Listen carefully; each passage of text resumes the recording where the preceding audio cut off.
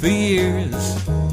She made a fabulous fortune dancing, a lot more than her peers. The guys would holler and give her $1, and she'd say, thank you guys, thank you very, very much. Charlene, Charlene, she's the prettiest thing you've ever seen. Charlene, Charlene, all of this time where have you been? Charlene, she'll take your heart away. Yeah.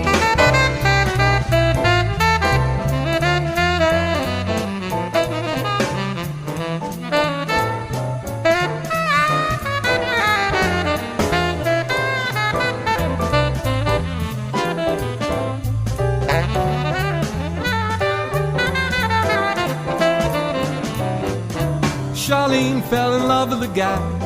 He said he had a plan. He'd take the money she saved, about 30 grand. He said, trust me, honey, I'm gonna double your money. But on the way, he bought a whole bunch of drugs. And Charlene is living at home again with a little child. She looks a lot like her, right down to her smile. When she got older, the little girl told her, Mommy, all I wanna do is dance. Charlene, Charlene, she's the prettiest thing you've ever seen. Charlene, Charlene, all of this time where have you been? Charlene, she'll take your heart away.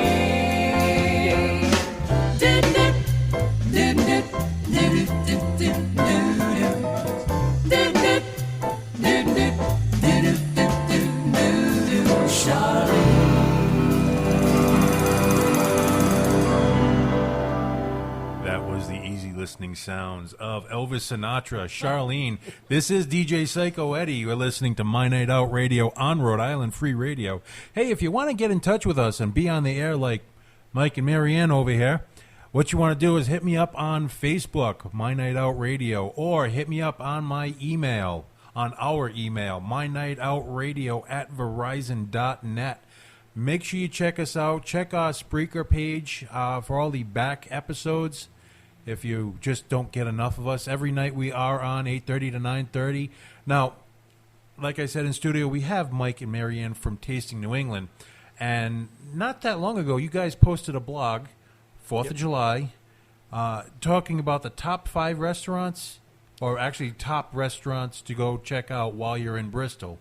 What were some of those restaurants, and a few lines out of that? Yep. So the premise of the article was to gather restaurants for people coming to Bristol from out of town for the 4th of July celebration to maybe visit.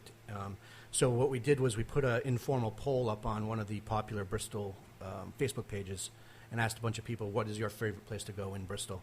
And then we tallied up all the scores. So came up with a list of five that we kind of detailed, and those were Parmaderos, Quitos, SS Dion, it was Lobster Pot, one more. I should have pulled up the notes, but so we came up with a good list of recommendations from native Bristolians to let people know about. And of those places that you had listed, how many have you actually been to? I think all of them except Parmaderos, because we've moved away since they've opened. Although they live right down the street from my dad, but we vow to get there since it came so highly recommended. But I think we've been to all of them. Yeah. Okay. Now, how do you get your recommendations, or how do you get to do your blogging or your information on these restaurants? Do you go to them all yourself? Do you have other people helping you, or how does that work? So as of right now, it's just our experiences. So if we go somewhere out to eat, we make a conscious effort now that we've got the blog to take some notes and make a little write up or a Facebook posting or something like that. We've kind of turned into those the foodies where you're taking pictures with your cell phone of your food, and it's almost embarrassing sometimes, but everybody else does it. No, Michael says, "Don't eat yet. Make sure you get a picture." Well, actually, George, who is missing tonight, we've gone out with him a couple of times, and every time we do go out, your plate comes out. You just don't even bother picking up your fork until George gets out his phone, which I think came from the Stone Ages, and he has to take 7 pictures because the lighting isn't just right. And I understand. I mean, even I've gone to a local breakfast places here in West Warwick. The food, very good food. Don't get me wrong. Gels right around the corner from here. Great place for breakfast. In fact, Mark Curtis from a couple weeks ago, he rarely turned us on to that. And you go in there for breakfast, you see everybody with their phone in their hand, who's taking pictures, who's on Facebook or whatever. And I think that's getting to be almost to the point of a plague now. You need to have that whatever AMOLED light coming off your phone or whatever that touch screen is before you can eat, just to like energize your brain enough to eat. Maybe that's what it is. Yeah. Something I used to think, that's so pretentious to be posting what you're eating. But then I started realizing, man, that looks good. Where can I go to get that? So it's really just sharing information. The way I'm looking at it now, in a different light. Well, I think in the near future, someone is going to take the honest approach. And they're not going to call it food blogging. They're going to call it fat guy porn. Because, I mean, I don't hide my past. I've been through a lot of different bars, gentlemen clubs, or whatever, and you don't get as excited seeing pictures of that as you do seeing a beautiful steak and cheese with the grease glistening on the cheese. I'm salivating just thinking about it. Where are we going after this? But now, in your own travels, are there any places that really stand out that you have to say, yes, you have to go to this place? Geez, we just went the other day. The old grist mill is back in action, so they reopened. It's right near us. We live in East Providence now, and I hadn't been there since I was a kid with my grandparents, and I was really pleasantly surprised at that in recent memory. Can you think of anything? Just the Mills Tavern in Providence. Mills Tavern in Providence. We went there a couple weeks back. It was great. Well, those are kind of cornerstones, places that you expect to be there, which the fire threw a lot of people at the old grist mill, but thankfully they are back. But are there any places that aren't, newer, that there are newer places that most people wouldn't think of? That's a good question. No, that's part of. We call it, our tagline is a culinary adventure through New England. So a lot of this is us trying to discover new places to go to. So anybody listening want to make a recommendation, we're all for it, And if they wanted to make that recommendation, how would they do that? tastingnewengland@gmail.com or the contact form on our webpage, tastingnewengland.com. Tastingnewengland.com? Yeah. All right. Now, how adventurous are you when you go out to eat?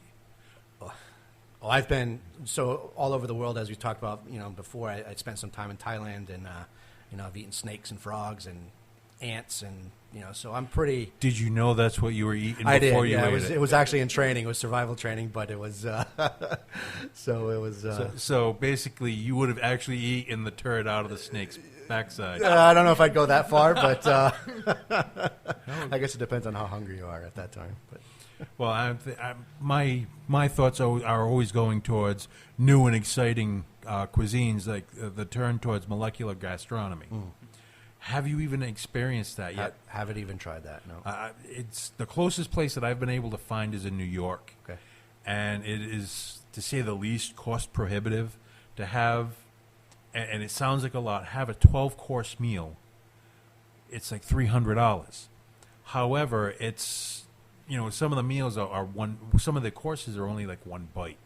Like they take 1,000 olives, they press the tears from an angel, they combine it, and it's all looks like the olive that they squashed 4 months ago, but now it's like concentrated olive essence. And don't get me wrong, the olive was phenomenal.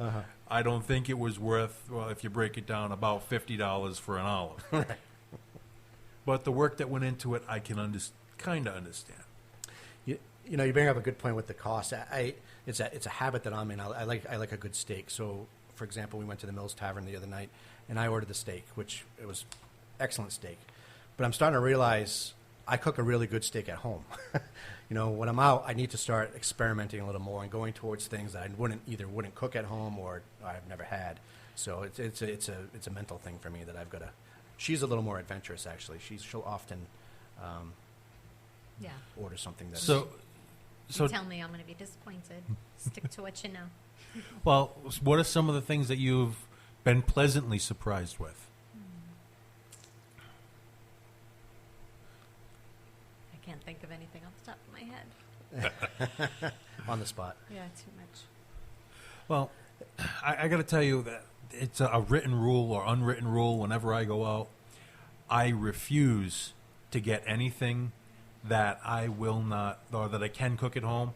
If I can cook a steak, I can cook chicken. I want the weirdest thing on the menu, like lamb shanks and something that you wouldn't even think of. Right. Well, I've actually started a challenge with myself and with a few other people.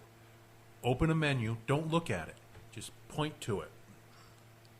Then, that's brave. Yeah.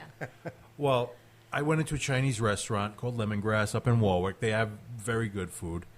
I went there, and I opened up to where I knew the combination plates were, and I saw it went from number 1 to number 36, and I just picked a number in the middle. It could have been tofu and cricket remains, or it could have been steak and pepper. I didn't know what it was until it was placed in front of me. And I was pleasantly surprised. Luckily, it was not tofu, because that is my kryptonite. No. I cannot bring myself to eat tofu on a bet. What about you? Any tofu aspirations, sation, texture? Tofu, I can't. You I can't can't? touch tofu. I No. try to get her. I just made conch salad this weekend, Oh, yeah. and she won't eat it. I can't. Oh.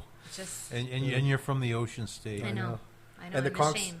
the conchs came off her brother-in-law, her brother-in-law's boat, and my daughter works on the boat, so like she harvested them, brought them home to us. Which made me I take a cooked them. bite. She took a bite, but the face was.